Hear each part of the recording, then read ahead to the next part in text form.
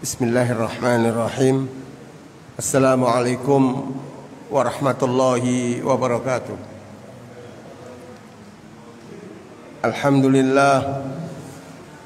Alhamdulillahi rabbil alamin. Wabihi nasta'inu ala umuri dunya waddin. Wassalatu wassalam ala rasulil amin wa ala alihi wa ashabihi wa man nahaja ala da'wati ila yaumiddin. Allahumma anta rabbi la ilaha illa anta khalaqtani wa ana 'abduka wa ana ala ahdika wa wa'dika mastata'tu a'udzu bika min syarri ma sana'tu abu'u laka bi ni'matika 'alayya wa abu'u bi dhanbi faghfirli fa innahu la yaghfiru dzunuba illa anta. Allahumma salli ala Muhammad wa ala ali Muhammad kama sallaita wa sallamta ala Ibrahim wa ala ali Ibrahim fil alamin innaka Hamidum Majid.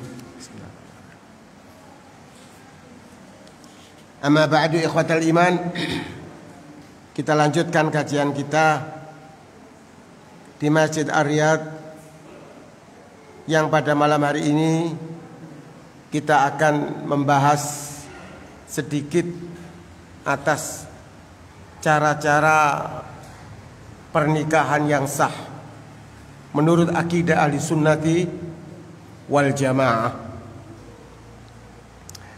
Banyak di antara kita ini tidak faham, menghadiri dalam pernikahan itu tidak faham. Pada pertemuan-pertemuan yang lalu saya jelaskan orang yang menikahkan itu atau orang yang dinikahkan itu harus fasih mengeluarkan kalimat an-nikahu atau tazwij atau zawaj. Makanya di situ disebutkan qabiltu nikahaha wa tazwijaha bil mahril madhkur. Kalau memang tidak bisa untuk menyebutkan kalimat salah satu di antara nikah wa zawaj, maka diambil salah satu saja. Qabiltu nikaha bil mahril madhkur. Itu sah. Kalau nggak bisa mengucapkan kalimat nikah atau zawaj, maka cukup dengan mengucapkan kalimat qabiltu bidzalik. Kalau nggak bisa sama sekali, maka cukup mengucapkan qabiltu. Kalau nggak bisa lagi, turun lagi, cukup mengucapkan na'am. Atau dia mengatakan iya, aywa, na'am, ajal. Ini maknanya wahid, satu artinya iya. Ini baru kalimat itu sah. Dan melihat urutan-urutannya.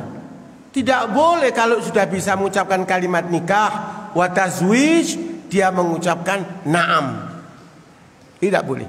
Karena Nabi kita Muhammad SAW ketika menikahkan para sahabat itu semuanya menyebut itu para sahabat yang dinikahkan, termasuk menikahkan putrinya Ali bin Abi Thalib dengan Fatimah Zahra, itu menyebut qabiltu nikahaha wa tazwijah bil mahril madhkur, dengan sharih, dengan jelas. Maka tidak boleh kita kalau tidak jelas. Nah, kalau seandainya dia tidak bisa lagi, orang itu mungkin telinganya tidak dengar, atau dia pelat, atau bahasa apapun cacat pada dirinya itu, cukup dia mengucapkan mengangguk-anggukkan dirinya itu, atau memberikan tanda begini saja, angkahtuka wa zawajtuka, siapa namanya, kemudian dia mengatakan ya pokoknya otaknya ini masih sadar dan waras, cukup begini, sah. Syarat-syaratnya adalah sepertilah yang lainnya. Ada kemanten putra dan putri, ada ijab dan qabul, ada walinya, ada maharnya. Kemudian ada dua saksi yang adil. Maksudnya sini yang bijak, yang bisa difahami. Nah, kemudian jawaban dari kemudian setelah itu ada lagi jawaban, karena dia tidak bisa mengucapkan bisu dia, tapi otaknya faham. Seperti baru-baru yang lalu itu, beberapa tahun yang lalu itu kita nikahkan, anaknya nggak bisa sesuatu apapun.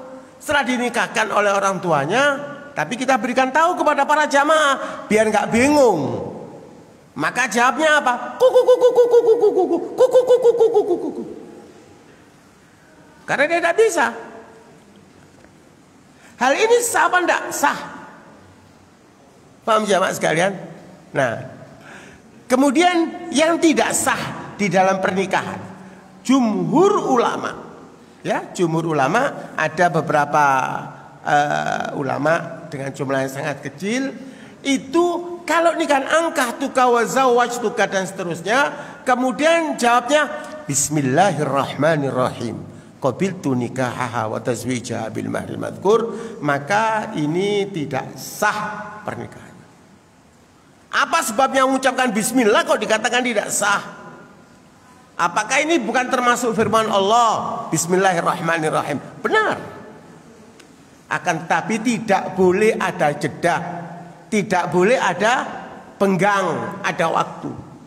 Contoh kita menikahkan seseorang, ya, angkah tuka wa zawaj tuka maktubataka fulan, dia diam, ya, diam sampai lama dia tidak memberikan jawaban, maka harus diulang lagi, angkah tuka wa zawaj tuka dan seterusnya. Kemudian kita lanjutkan. Kalau kita nikahkan, setelah kita nikahkan, kemudian setelah itu dia bermusyawarah. Biasanya kan jamaah itu di belakangnya tidak tahu itu dikasih kode. Engkau tak kode ini nanti jawaban. Setelah angkah tuka wa zawaj tuka, kemudian dikasih kode dari belakangnya ini. Dia menengok, kenapa? Ada apa? Karena ada jeda. Nah, itu harus diulang lagi. Jamaah sekalian, tadi dibacakan bismillah atau ditambah lagi alhamdulillah wassalatu wassalam ala rasulillah wa ala alihi wa sahbihi amawala qabiltu nikaha wa tazwija bil mahri madhkur. Tidak sah. Harus langsung dedet. Paham? Jangan lagi kita yang bisa berbicara semacam ini diberi fasaha oleh Allah Subhanahu wa taala. Orang yang cacat pun itu harus langsung. Nah, kemudian di dalam kitab itu disebutkan tidak boleh ada jeda sampai menyebut lafdzan jalaliyan. Ya, angkah tuka sudah oke, kemudian dia mau jawab, ya Allah. Tidak boleh. Atau subhanallah, tidak boleh. Allahu akbar, tidak boleh. Langsung kita jawab qabiltu nikaha wa tazwija bil mahri madhkur. Jamaah sekalian, ini yang pertama. Kalimat qabiltu itu pernah saya jelaskan beberapa bulan yang lalu. Ada qabiltu, ada qabiltu, ada qabiltu. Ini maknanya sangat berbeda. Kalau qabiltu, saya terima nikahnya. Tapi kalau dia maunya qabiltu, saya berhadapan-hadapan wajhan biwajhin, dari wajah ke wajah. Kalau qabiltu, biasanya anak-anak keburu, kemudian dia jawabnya dengan semangat yang luar biasa, qabiltu, aku telah mencium engkau. Yang benar bagaimana? Qabiltu. Nah, kita semuanya yang diundang di dalam perkawinan pernikahan itu sebagai saksi.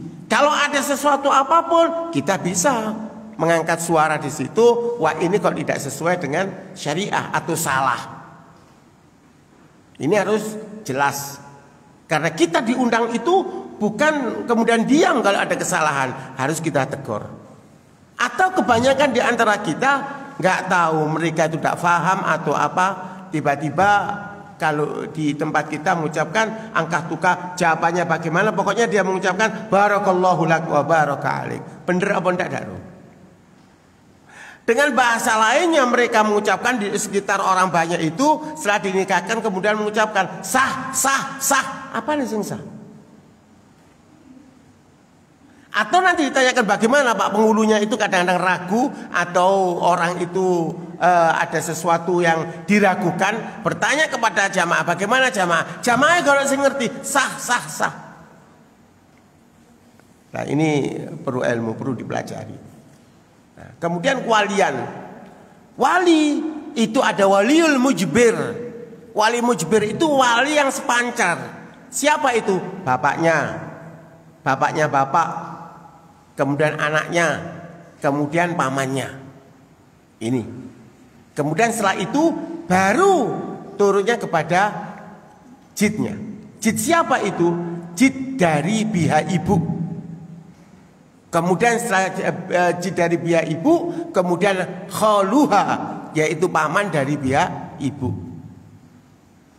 Lah, setelah kalau tidak ada ini dari pihak ibu ini, maka misanan dari saudara laki-laki bisa menjadi wali. Seorang ibu yang janda punya anak lelaki umur 15 tahun, kemudian ibu ini mau kawin lagi. Siapa yang jadi walinya? Anaknya laki-laki yang umur 15 itu jadi walinya. Bisa, bisa. Hadirin para jamaah sekalian, hal ini perlu diperhatikan, perlu ilmu. Jangan kita hadir-hadir saja di dalam pernikahan itu. Makanya di situ harus ada orang yang mengerti, 1-2 orang untuk menyaksikan di dalam pernikahan ini. Kadangkala dia ditanya, siapa ini anak ini, anaknya siapa? Kadang-kadang tidak ada, tidak ada bapaknya, tidak ada bapaknya. Nah, bagaimana kalau tidak ada bapaknya ini? Maka kalau tidak ada bapaknya, waliul hakim. Waliul hakim di sini ada 2, yaitu di sini adalah presiden. Kalau presiden tidak ada, maka menteri agama. Menteri agama depak tidak ada, kemudian kembali kepada KUA. Waliul hakim. Tidak langsung ujuk-ujuk kita mau nikahkan. Ini anaknya siapa? Anaknya fulan digoroi. Ada seperti itu. Nah, makanya harus jelas. Kewalian itu harus jelas. Anaknya siapa ini dulu. Di dalam pernikahan itu pula juga kadang-kadang kita ini masih berunding di meja pernikahan itu karena masalah-masalah semacam ini. Kalau sudah mentok, maka kembalinya kepada waliul hakim. Lafadznya bagaimana lafadznya? Caranya yaitu muwalliyata waliyil hakimi. Maka yang jadi wali adalah wali hakim. Tidak langsung ujuk-ujuk semacam itu. Anak yang dikeluarkan menjadi anak sekarang ini ada seorang perempuan ya hamil di luar nikah, kemudian punya anak perempuan. Orang perempuan tadi itu hamil di luar nikah, punya anak perempuan. Setelah punya anak perempuan, dia mau kawin. Ya, ibu tadi punya hamil di luar nikah, punya anak perempuan. Setelah anak kira-kira umur 7 tahun, ibu ini kawin lagi, tapi kawin dengan cara sah. Punya anak, ya, punya anak perempuan, laki-laki dan sebagainya. Atau punya anak laki, ya. Kira-kira anak itu sudah umur 15, 17 sudah balik akil. Anak yang jadi anak ibnul haram tadi, bintul haram tadi itu, anak jada ini mau kawin. Nah, siapa yang jadi wali di sini? Maka yang jadi wali tidak boleh saudaranya tadi itu. Saudaranya yang bapak sah dari pernikahan yang kedua, tidak boleh. Siapa yang jadi wali? Yaitu tetap waliul hakim. Nah, nanti kalau anak yang kedua karena sah, maka boleh dia jadi walinya. Hadirin para jamaah sekalian, maka banyak hal semacam ini beredar di tengah-tengah masyarakat kita Indonesia yang tidak paham masalah itu. Jadi kita harus tahu, harus paham. Kadang-kadang di kalangan kita sendiri itu ikan nek sopo. Nah, mudah-mudahnya orang itu kemudian jadi saudara sesusuan. Maaf, bismillahirrahmanirrahim. Ini saudara saya sesusuan. Dulu ibu saya melahirkan, kemudian pergi satu tempat, akhirnya diambil sama ibu ini dan saya disusui. Maka saya jadi saudara sesusuan. Tayyib, saudara sesusuan. Tidak mudah orang mengucapkan saudara sesusuan. Itu jadi dulur, tayyib dulur. Dia tidak bisa menikah. Saudara semua seperti saudara lainnya, seperti saudara sekandung, hanya saja tidak menerima waris. Warisan tidak ada. Nah, ketika kita akan menikahkan anak tersebut saudara sesusuan, kapan kamu disusui? Siapa saksinya? Berapa kali disusui? Itu Pak, disusui 5 kali. Khamsa masad. Khamsa masad ini adalah bayi ini menangis, kemudian kita susui sampai akhirnya diam dan kenyang sekali. Kemudian nangis lagi, waktunya makan lagi, kita susui lagi sampai kenyang dan diam. Begitu seterusnya sampai 5 kali berturut-turut, atau walaupun tidak berturut-turut pokoknya 5 kali. Ini enggak, baru susui saudara sesusuan. Bukan saudara sesusuan. 2 kali bukan saudara sesusuan. Nah, ini mudahnya orang-orang yang tiba-tiba saudara sesusuan. Terus masuk keluar rumahnya ke sana kemari. Nah, ini harus kita fahami hal-hal semacam itu. Di antara kita kadang-kadang itu ya wallahu a'lam bishawab. Tahu-tahu saudara sesusuan. Tibanya cuma sekali saja kita menyusui bayi tersebut. Hadirin para jamaah sekalian rahmati Allah Subhanahu wa taala, ini hal-hal harus kita perhatikan. Masalah pernikahan, masalah ini. Kemudian sekarang nikah tiba-tiba yang kita nikahkan itu anaknya hamil, pernikahan itu sudah kita nikahkan, angkah tuka wa zawajtuka, tiba-tiba di luar besoknya, loh itu fulan hamil 3 bulan 4 bulan. Maka pernikahan ini untuk menutupi kehamilan saja. Laki-laki yang menikah dengan perempuan itu tidak boleh ketemu dengan wanita itu sampai lahir. Lah kalau sudah lahir maka harus dinikahkan lagi. Karena nikah pertama menutupi kehamilannya, nikah kedua sah, yaitu menikah dengan sebenarnya. Faham jemaah sekalian? Lah, bagaimana kalau yang dinikah itu yang menghamili, apalagi yang bukan menghamili? Tidak boleh. Lah, sekarang ini banyak perempuan hamil dituntut laki-laki itu tiba-tiba lari, tanah menjauh, menghilang. Akhirnya kita datangkan laki-laki lain. Kemudian kita nikahkan. Maka hukumnya haram double 2 kali. Sudah tahu ini hamil kok dinikahkan. Jadi dia ini sudah melakukan larangan Allah Subhanahu wa taala, kemudian ini hamil, ini melakukan larangan Allah taala, dinikahkan lagi. Bagaimana caranya? Biar lahir dulu. Bayi itu biar lahir dulu. Dan bayi yang dilahirkan itu adalah suci seperti bayi-bayi yang lainnya. Kullu mauludin yuladu 'alal fitrah. Setiap bayi yang dilahirkan baik dari kalangan kaum muslimin atau selain kaum muslimin itu tetap anak bayi itu suci, bersih, bertauhid kepada Allah Subhanahu wa taala. Ingat nanti bapaknya dan ibunya tidak Yahudi atau Nasrani. Hadirin para jamaah sekalian, kehamilan di luar nikah ini sekarang ini marak. Sak bajek, luar biasa. Ya, luar biasa. Rasulullah Shallallahu Alaihi Wasallam menjelaskan kepada kita masalah kehamilan yang bermunculan di luar nikah ini. Pertama adalah tanda-tanda dekatnya hari kiamat. Nah, sekarang ini luar biasa Pak. Anak-anak ini tidak tahu yo apa itu sekarang. Caranya ini, cara mengamankannya tidak tahu bagaimana ini. Nah, kita harus hati-hati masalah semacam ini. Makanya kalau kita sudah punya anak kita ini sudah waktunya dinikahkan, itu cepat-cepat kita nikahkan. Idza ja'akum man tardawna dina wa khuluqah fazawiju. Kalau ada anak-anak kita ini sudah baligh akil, ada seorang laki-laki datang tempat kita, sudah agamanya bagus, Islam, al-aqidati ahli sunnati wal jamaah seperti kita semuanya ini, akhlaknya bagus, pekerjaannya bagus, rezeki itu Allah Ta'ala yang menentukan. Hari ini kaya, besok fakir. Hari ini fakir, besok kaya. Itu sudah biasa. Nah, kemudian kalau enggak akan jadi fasadun fil ardh, Jadi fitnah yang besar, berkepanjangan, kemudian dari kerusakan yang luar biasa.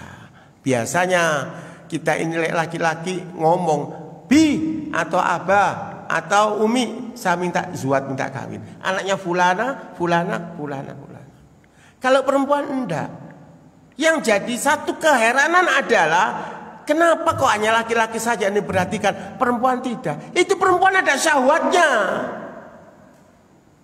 Dia mencari lawan jenisnya juga. Cuman diam. Malunya luar biasa kalau minta, Mi saya kawinkan. Malu.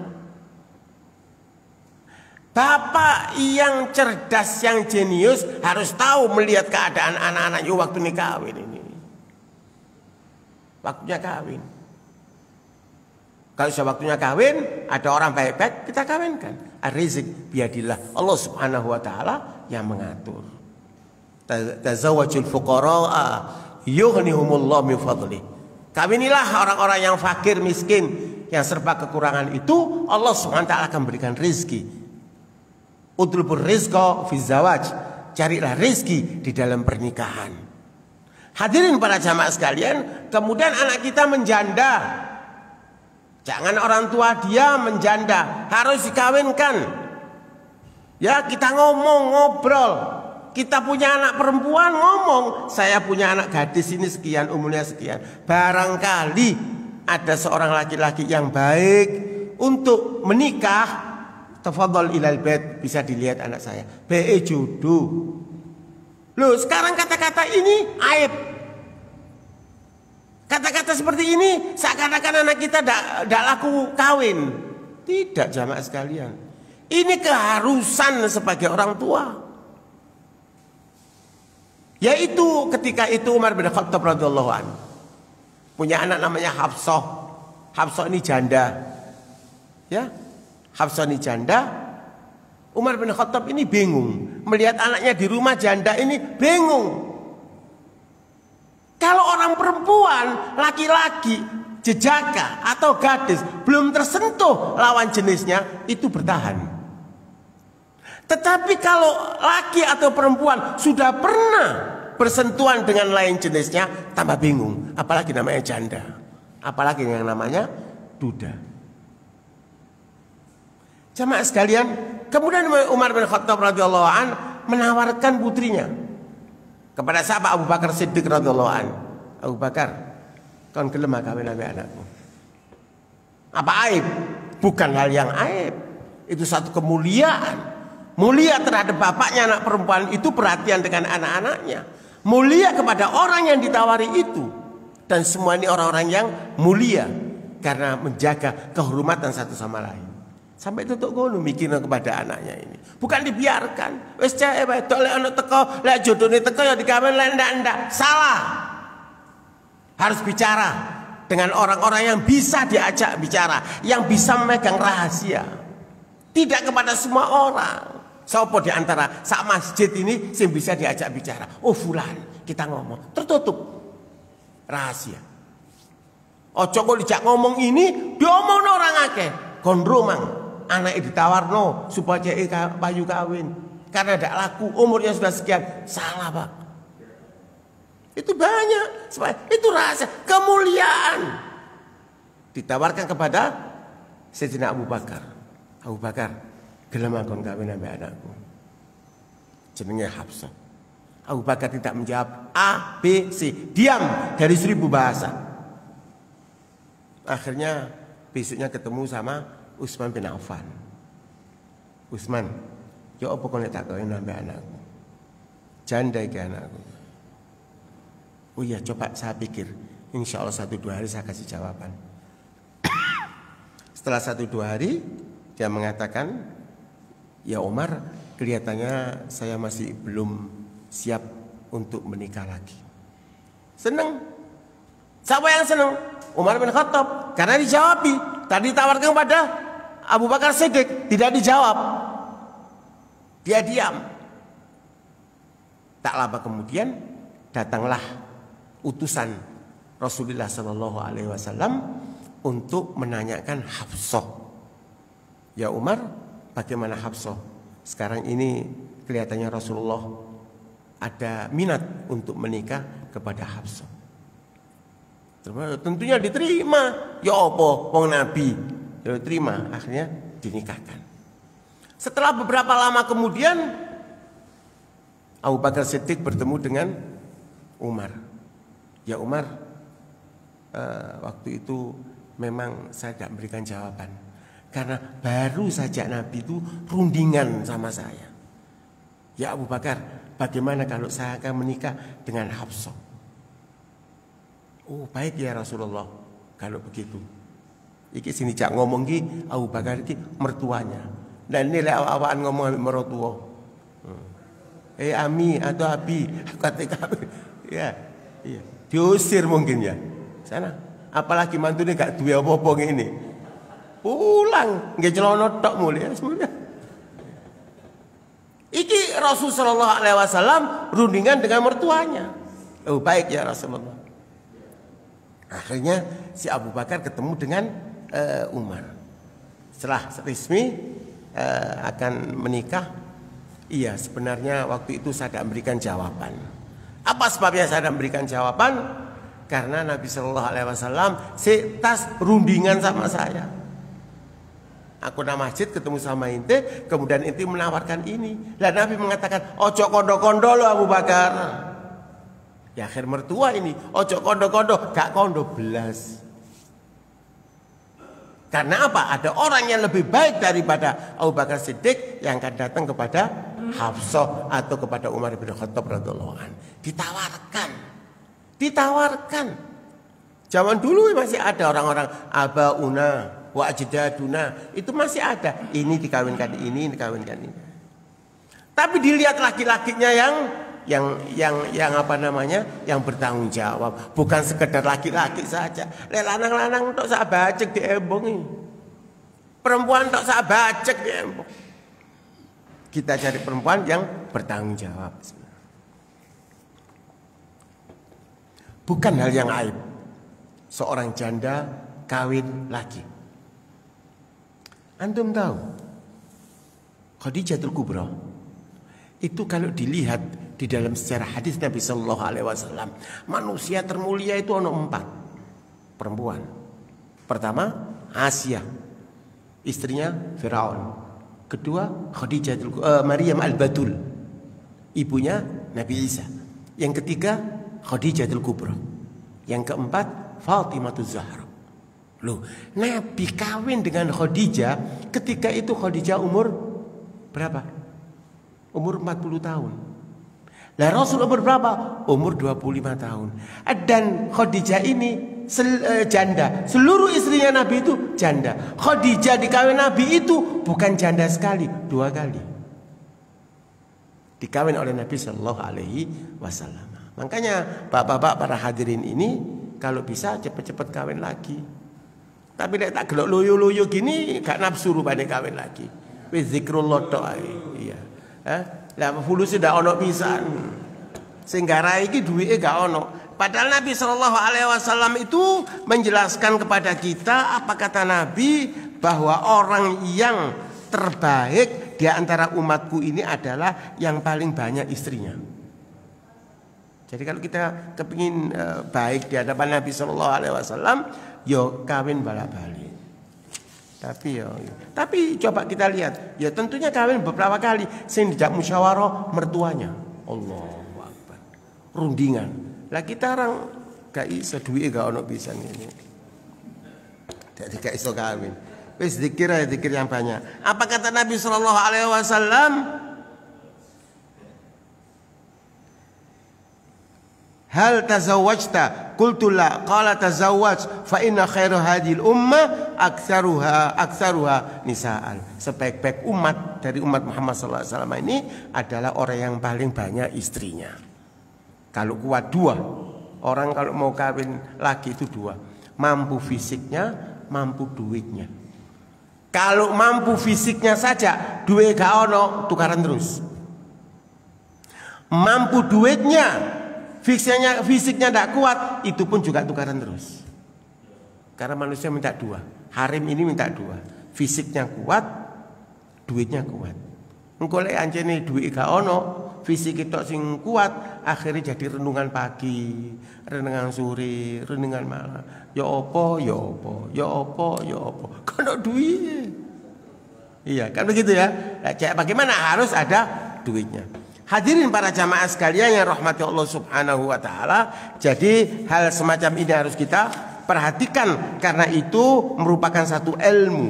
Ilmu bagaimana? Ilmu yang Nabi kita Muhammad sallallahu alaihi wasallam mengajarkan kepada kita. Ojo nanti goblok kabeh. Setiap ada kehadiran dalam pernikahan, perkawinan, ada ijtima, ada apapun dono ilmu ni nol. Waladhdallin amin. Gak apa. Harus tegas punya ilmu, belajar, mutolaah, bertanya, duduk dengan ulama, menulis, menghafalkan, mengamalkan. Bertafakur, duduk melok-melok tok, Pak. Ini katanya orang Madura, norok bontek, melok-melokan tok. Dalam bahasa Arab disebutkan taglidul a'ma, melok-melokan tok. Tegas punya ilmu. Kalau enggak bisa. Maka Nabi Shallallahu Alaihi Wasallam itu memerintahkan kita masalah perkawinan ini. Anak-anak Nabi Shallallahu Alaihi Wasallam kana ya'muru bil ba'a wa yanha 'anit tabattuli. Nahyan syadidan wa yaqulu tazawwaju al-wadud al-walud fa inni mukathirun bikumul anbiya'a yaumal qiyamah. Maka Nabi sallallahu alaihi wasallam melarang orang itu membujang. Melarang perempuan tidak kawin, tidak boleh. Harus kawin. Kalau ada orang laki-laki tidak kawin, berarti ono apa-apa nih. Gak mampu, lemah syahwat, gak nafsu, ada sesuatu itu. Kalau tidak mau kawin, perempuan pun juga demikian. Nah, jadi harus kawin. Dalam kawin ini, mereka mengatakan, wong pada kawin ini cuma itu saja. Kok ngetokno duit sak bajek? Seperti orang beli susu 1 cengkir atau 1 gelas atau 1 liter, kok beli sapinya? Wes itu kok susu nggak selesai. Ini goblok ini, Pak. Kan begitu. Di dalamnya itu barokah. Di dalam perkawinan ini barokah. Litas kunu ileha, tenang, tentram. Tapi kalau orang tukang zina itu gono tenang ya, Pak. Duit tambah entek, wis mari ya merasa dosa, menyesal, kemudian dia itu getun orang ini dan terhinggap dari dosa ini terus. Nah, sekarang enggak, anak-anak muda-muda pokoknya duit amplas sana. Dan hati-hati juga sekarang ini kalau milih mantu bukan seperti Sayyidina Umar menawarkan kepada Sayyidina Abu Bakar dan Utsman, mereka sudah kelihatan orang-orangnya. Saiki anak-anak ini yang kita khawatirkan tuh narkoba, ya, anak-anak nanti ini minum-minuman, anak-anak pengangguran. Kita harus bekerja walaupun 1 rupiah memberikan belanja kepada keluarga kita. Jangan diem saja. Ono sekarang yang teko mabuk arek-arek saiki. Tak gelo arek gena-gena, bagus-bagus anak ini, gagah-gagah ganteng-ganteng, narkoba kabeh. Lah narkoba ya apa terusan ini? Bojo digo nandi, terus punya anak. Ini sekarang ini kawin ini setahun ini sudah gendong.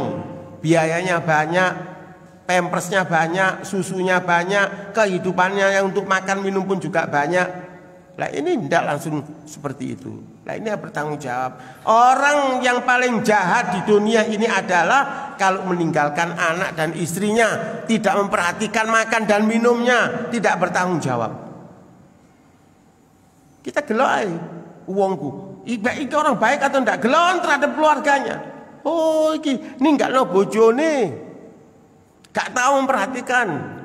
Ya tidak pernah ngasih kasih sayang, tidak pernah ngasih blonjo, ngamuk doai. Dia merasa laki-laki seperti itu. Ini orang yang paling jahat di dunia. Kalau kita ingin tahu orang yang paling jahat di dunia ya orang ini.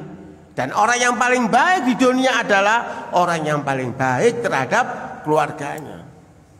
Khairukum li ahli wa ana khairukum li ahli. Aku adalah orang terbaik terhadap keluargaku. Nabi ini terbaik, Pak, terhadap keluarganya. Perhatian.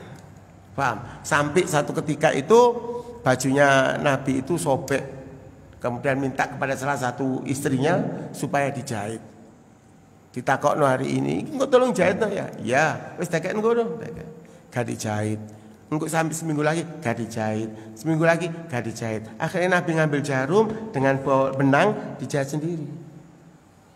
Nanti kata rumah kotor dibersihkan, dibantu. Istri itu dibantu. Ini enggak. Wes gak kayak blonjo kagak cangkem. Kan gitu. Orang kalau sudah niat tidak memberikan belanja kepada keluarganya, gak dikasih rezeki sama Allah Ta'ala. Tapi kalau ada orang itu bekerja mencari bagaimana caranya dikasih rezeki min haitsu la yahtasib, dari mana saja dikasih, Pak. Nah, jadi harus kita bagaimana kita memberikan belanja dengan keluarga itu, liyunfik dzu sa'atin min sa'ati, hendaknya memberikan nafkah menurut kemampuan masing-masing.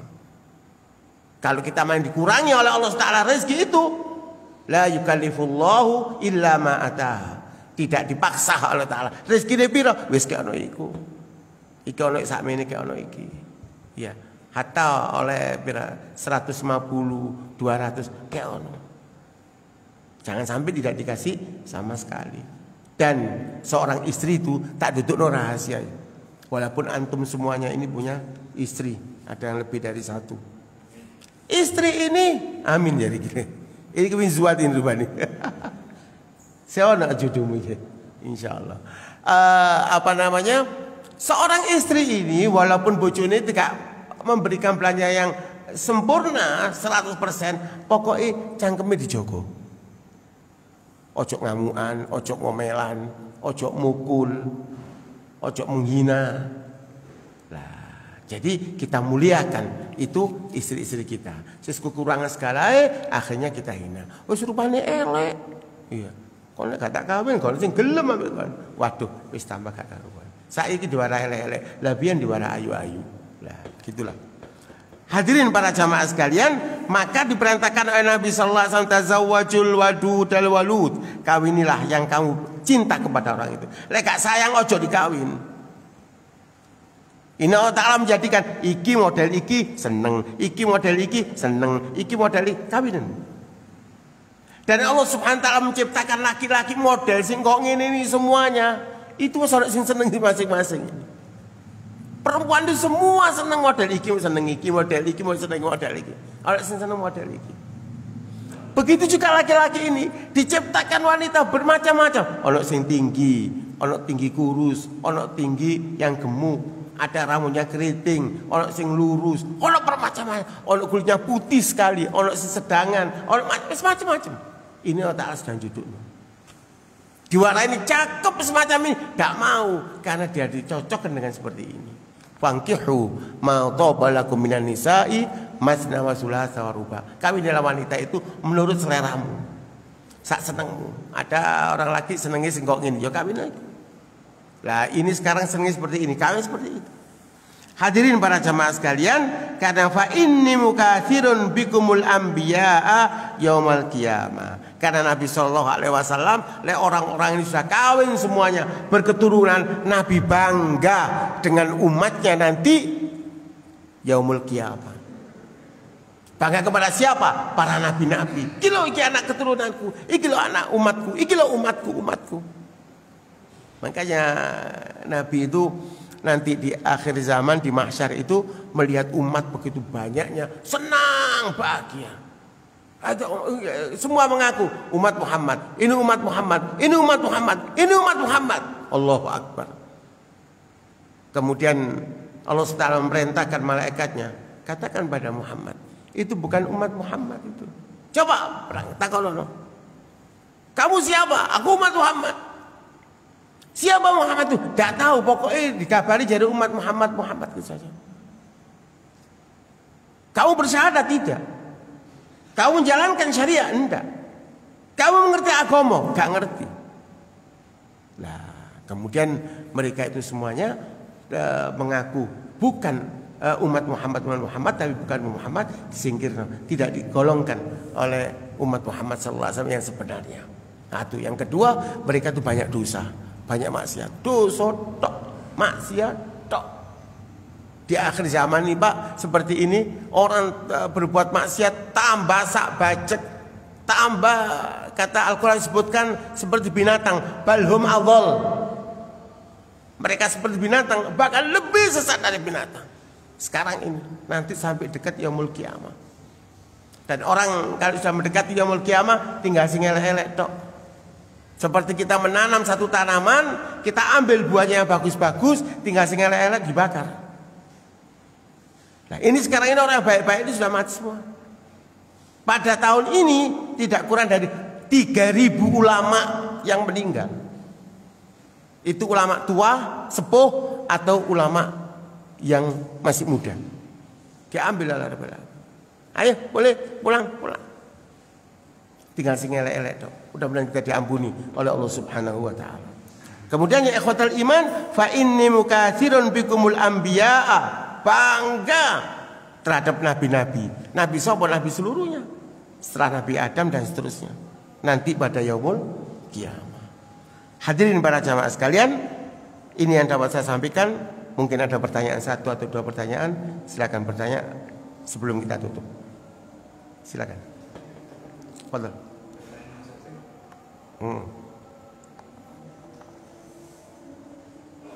Silakan. Waalaikumsalam warahmatullahi wabarakatuh.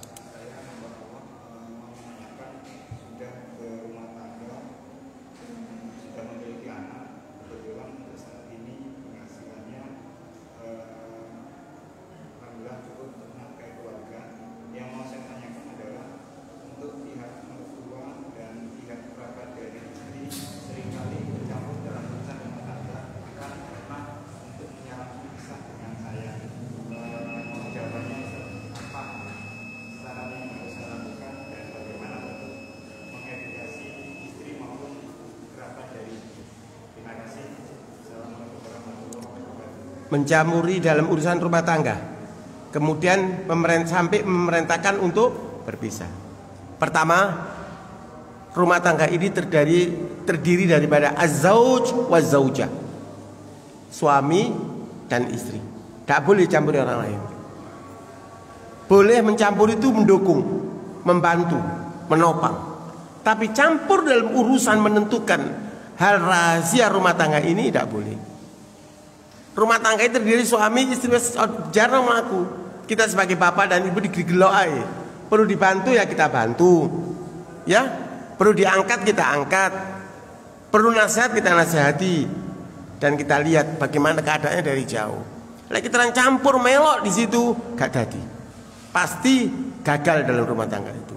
Apalagi sampai mertua itu karena senang dengan menantunya itu disuruh minta cerai. Maka tidak boleh diikuti hal semacam ini. Tanpa ada sebab-sebab syar'i, tidak boleh orang itu minta cerai. Dan seorang bapak atau ibu, baik bapaknya sendiri atau mertua, harus bijak. Kalau anak itu ada perselisihan, sebentar lagi mereka akan kembali lagi.